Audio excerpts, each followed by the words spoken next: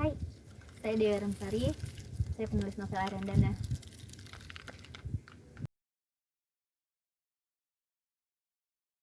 Arendana itu ceritanya seperti apa sih? Arendana itu cerita tentang keluarga. Kisah 3 bersaudara yang tiga-tiganya tuh orang tuanya sudah meninggal kedua-duanya. Jadi enggak, ibunya sudah meninggal dari lama, tetapi ayahnya baru meninggal beberapa bulan sebelum kisah ini dimulai kayak gitu. Lebih ke bagaimana cara 3 saudara itu merekatkan kembali hubungan mereka. Itu settingnya di mana? Setting utamanya di Jepang, di kota Minakami. Minakami itu salah satu kota di prefektur Gunma di Jepang. Jadi itu tuh kota yang terkenal dengan wisata musim dinginnya. Ada untuk ski kayak gitu. Karena kotanya indah, jadi saya pernah ke sana. Jadi saya pengen kota itu jadi latar buat cerita ini. Tapi si tokohnya itu orang mana? Indonesia atau Jepang? Orang Indonesia. Indonesia. Orang Indonesia yang tinggal di sana. Jadi ada kayak sedikit cerita perjuangan gimana mereka tinggal di sana kayak gitu. Jepang ya. Kenapa sih milih Jepang gitu? Saya suka. Simpel ya. Saya suka Jepang dari dulu, dari kecil sih sebenarnya. Cita-cita utamanya pengen bisa melanjutkan kuliah di sana, cuma emang belum berkesempatan, dapat kesempatannya kerja kayak gitu. Tapi dari situ bisa lihat juga sih sisi lain, oh orang yang kerja di Jepang kayak gini lah situasinya kayak gitu. Jadi tertarik aja sih untuk menuangkan kesukaan saya pada Jepang. Terus saya juga udah pernah ke Jepang, menuangkannya dalam bentuk cerita gitu sebagai latarnya. Ada kejadian-kejadian di Jepang yang dialamin yang di kayak misalnya shock culture-nya gitu-gitu, apa ada nggak sih di buku ini gitu? Ada beberapa di tokoh utama sih. Bisa diceritain dikit apa yang menarik gitu? Yang menarik tuh suhu sih sebenarnya. Suhu. Jadi di sini ada kisah sih, salah satu tokohnya ngerasa ini perbedaan suhunya tuh luar biasa antara Indonesia sama Jepang, apalagi pas musim dingin. Nah ini ada banget di sini. Jadi tinggal kalau yang mau baca gitu ya. Iya. Tinggal silakan baca. Nah, Arendana sendiri gitu. Nama Arendana itu dari mana sih? Sebenarnya namanya muncul gitu aja. Jadi waktu itu pernah naik angkot, terus ngelihat satu sosok anak mahasiswa. Itu sekitar tahun 2014 atau 2015, anak mahasiswa cewek gitu ya, perempuan.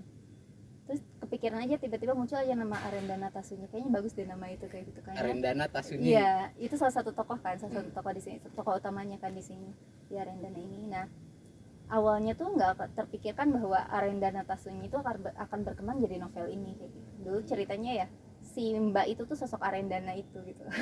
Kayak apa sih dulu tuh ngeliatnya si Mbaknya? Si Mbaknya gimana ya, unik banget. Jadi kayak pakaiannya tuh dia pakai kayak kaos polo gitu, terus celana jeans yang nggak ngetas sih, celana jeans gitu, terus dia bawa payung, dia pakai tas apa, pokoknya unik banget. Jadi tiba-tiba kepikiran ini cocok nih namanya. Nah jadi tokohnya tuh namanya Arendana Tasunyi, udah aja kayak gitu. Berarti dari PTT angkot. Iya bener. Kirain Arendana tuh bahasa apa? Enggak, itu langsung tercetus gitu aja di kepala. Arendana Tasunyi dulu gitu. Iya. Ada berapa sih? Tokohnya ada 3 kan, apa? Siapa Tokoh aja utamanya ada tiga bersaudara kan. Arendana Tasunyi itu yang anak bungsu. Ada Arendana Liraga anak kedua, Arendana Sakibar anak pertama. Nah itu tuh bahasa-bahasanya kayaknya aneh, unik tuh, dari mana tuh? Itu gitu aja ngambil. Jadi kan udah punya satu nama nih, Arendana Tasunyi.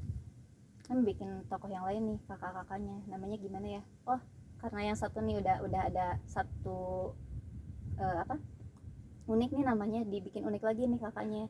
Yang satu kan tak tengahnya, yang satu sa, yang satu li. Itu sebenarnya nggak ada hubungan apapun sebenarnya. Awalnya bikin ya udah bikin kayak gitu aja, terus bikin nama yang lebih unik. Yang satu sunyi, yang satu kibar, yang satu raga. Tapi tuh nggak kepikiran apa hubungannya gitu si nama-nama, apalagi yang tengahnya tuh.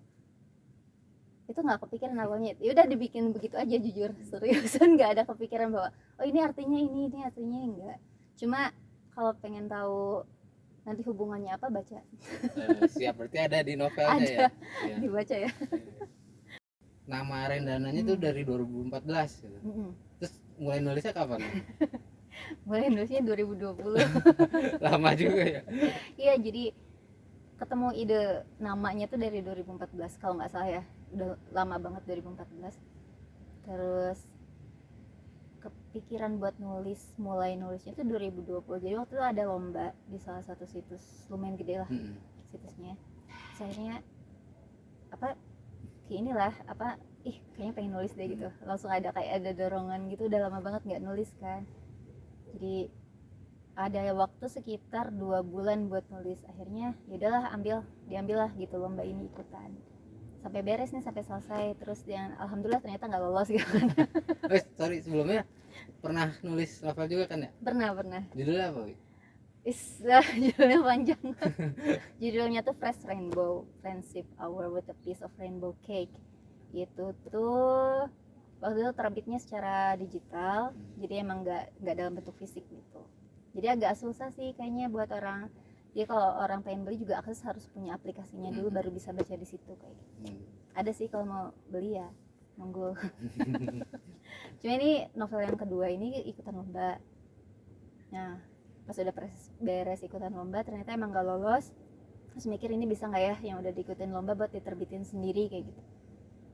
Terus akhirnya kepikiran lah buat ya udah terbitin, sayang kan karyanya gitu, udah capek udah beres nih ceritanya. Akhirnya minta izin lah ke pihak panitia penyelenggara lombanya.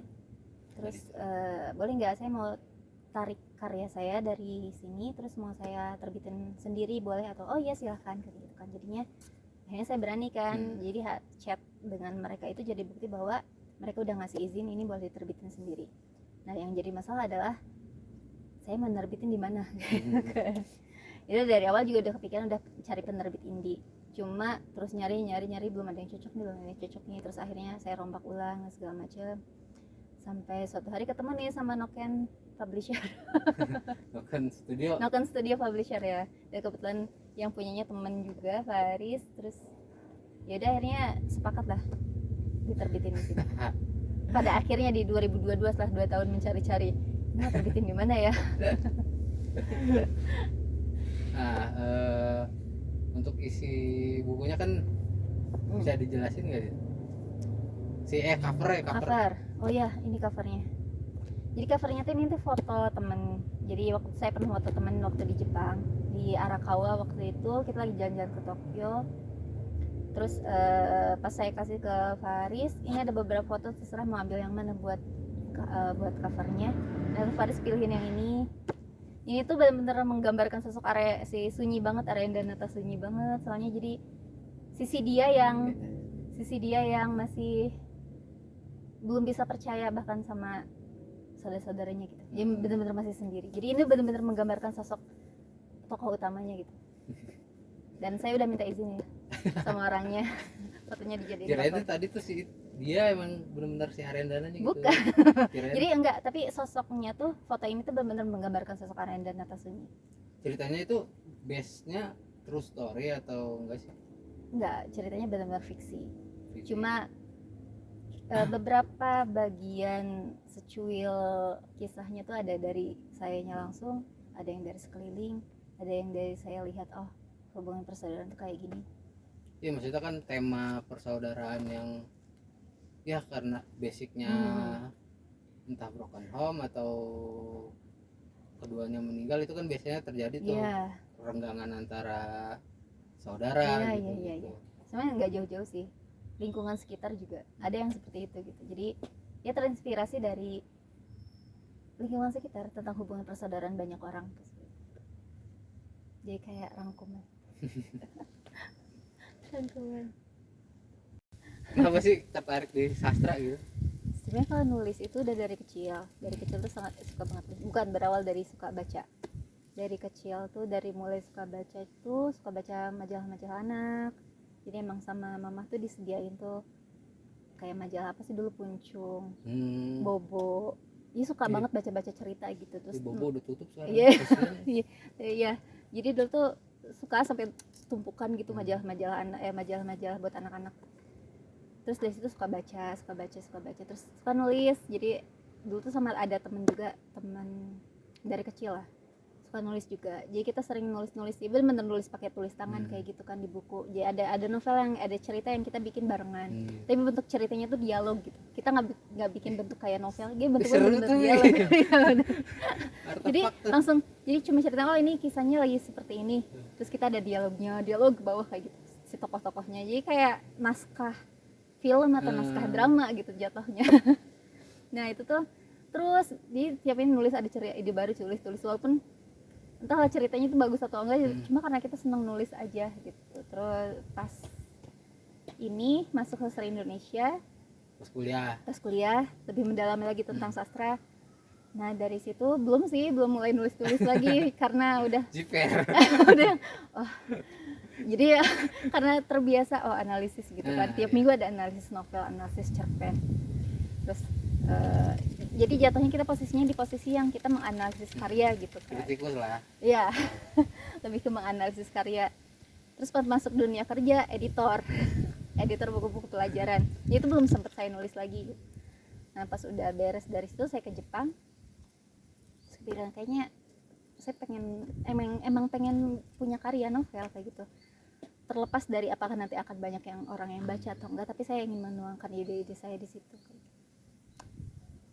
Idealisme nulisnya dulu lebih idealis sih, sekarang lebih realistis sebenarnya. Dulu emang kepikirannya pengen nulis kayak gimana, apa dulu sih? Tuh ya dulu ya jauh sebelum kuliah, ingin bisa pengen bisa bikin cerita yang menggugah hati banyak orang nangis banget itu baca cerita kayak gitu kan. Cuma lebih kesini lebih berpikir simpel aja, ingin membuat cerita yang simpel, cerita yang sederhana, tapi si pesannya sampai gitu ke pembaca. Saya jujur bukan orang yang bisa menulis cerita dengan konflik yang rumit gitu, konflik yang kesana kemari yang berlayar-layar. Iya, yang berlayar-layar itu saya suka kagum sama orang-orang yang bisa nulis seperti beberapa karya yang saya baca juga, tapi ternyata saya nggak bisa. Akhirnya saya menemukan gaya menulis saya sendiri. Saya nulis sesuatu yang sederhana aja, yang bisa tersampaikan pada orang, sederhana, yang realistis, yang memang ada dalam kehidupan sehari-hari. Penulis favorit siapa, Wi? Harry Potter. J.K. Rowling. Beneran itu penulis favorit sih, sama Andre Hirata, jujur. Indonesia Andre Hirata. Kalau luar J.K. Rowling, karena saya baca semua. Novel pertama yang dibaca apa? Udah lama ya. Novel pertama. Atau yang novel yang bikin ya Harry Potter ya, yang bikin gitu di tulisan atau apa gitu, di kekaryaan penulis Dan Brown. Wih, itu berlayar-layar itu. Iya, makanya saya juga suka kagum sampai bikin kisah yang konfliknya berlayar-layar. Untuk gitu. baca senang. Baca senang, tapi kalau saya bikin sendiri dengan konflik yang itu udah saya nyerah. Jadi beberapa karya Dan Brown itu yang paling berkesan buat saya, Angel and Demons. Waktu itu kan kuliah di sastra bandingan, jadi kita membandingkan novel dengan filmnya. Nah waktu itu ada beberapa pilihan nih, mau novel apa dan film apa, dan akhirnya muncul salah satunya di karyanya Dan Brown yang Angel and Demons. Kebetulan filmnya itu waktu itu sedang tayang, ditambah novelnya juga sedang booming, jadinya yang paling berkesan sih itu Angel and Demons. Apa ya, dia bisa bikin cerita sepanjang itu dengan durasi waktu di ceritanya tuh hanya semalam. Hanya satu malam itu, satu novel itu. Makanya itu kayak pernah baca Putu Wijaya nggak, yang novel awalnya itu cuma 2 jam doang. Iya, tapi jadi malam, lupa tuh settingnya di Bali tuh. Cuman itu sampai bahas sejarah. Tapi itu kalau dilihat durasi cuman 2 jam ceritanya. Ya itu pun ceritanya hanya semalam, tapi bisa jadi beberapa ratus halaman gitu kita bacanya berbulan-bulan mungkin. Tapi itu yang paling berkesan, soalnya karena harus analisis juga kan, analisis novelnya dan analisis filmnya, dibandingkan antara novel sama filmnya. Itu paling berkesan sih. Cuma emang tidak ada yang mengalahkan Harry Potter buat saya. Iya, bener. Saya sangat jujur pecinta cerita fantasi. Berarti nonton fantastik beast gitu. Kalau ini Tolkien gimana? Pernah baca? Lord of the Rings nggak suka? Nggak terlalu. Nggak tahu kenapa. Saya nggak terlalu suka jalan ceritanya. Jujur, tapi bukan apa-apa ya, tiap orang punya selera sendiri. Cuma kalau misalnya terlalu jauh kali ya sama orc sama troll gitu. Tapi Harry Potter tuh yang paling, karena baca Harry Potter dari SMA kan, sampai yang terakhir terbit. Berarti ngikutin dari awal ya? Iya. Awal. benar.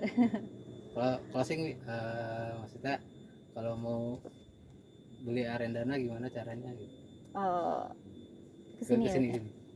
Jadi teman-teman kalau misalnya tertarik untuk baca karya saya Rendana, bisa langsung ke IG-nya penerbit Noken Studio Publisher ya. Noken Studio Publisher Ada ataupun link di bawah nanti. ada link di bawah sini juga. Terus apa nanti juga bisa menghubungi saya secara langsung bisa. Menghubungi teman saya Faris juga ada di Instagram juga bisa. Nanti ada nomor WA khususnya untuk pemesanan. Thank you ya. Terima kasih. Bye bye.